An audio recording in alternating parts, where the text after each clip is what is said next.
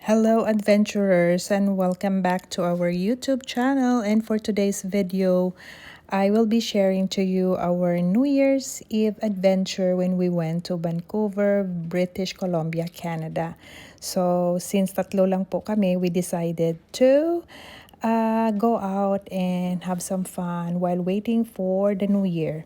So yung ginawa ng asawa ko, he booked several family fun activity in Vancouver. So, yung una namin na ginawa was pumunta kami ng Canada Place kung saan nandun yung Flyover Canada. So, nakabook kami doon ng 3 p.m.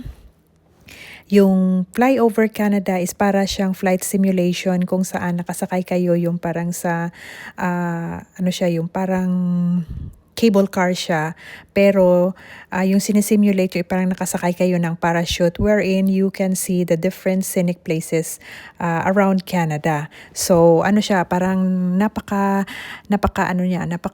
saya niya, and meron din siyang mga effects like parang tumatagilid ka at saka meron din siyang yung malakas na hangin na parang inaano ka, pinupush ka. So well, anyway, isa yun siya sa mga fun activity na ginawa namin.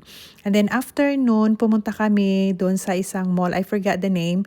Yung ginawa namin doon is nagbook yung asawa ko doon ng yung gaming using VR.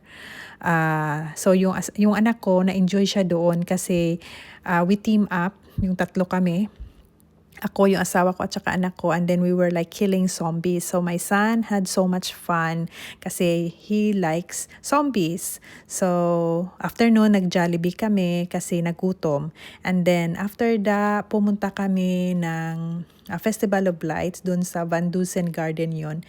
And they have this beautiful, colorful Christmas light decoration doon sa garden.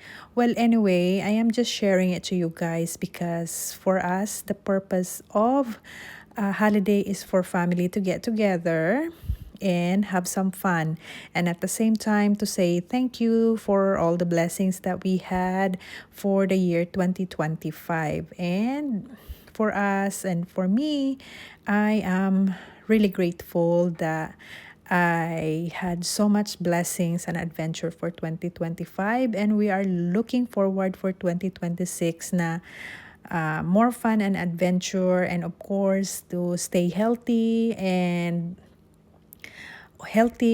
safe always. So I am really wishing for all of you, our friends and family, to have the same also experience for 26.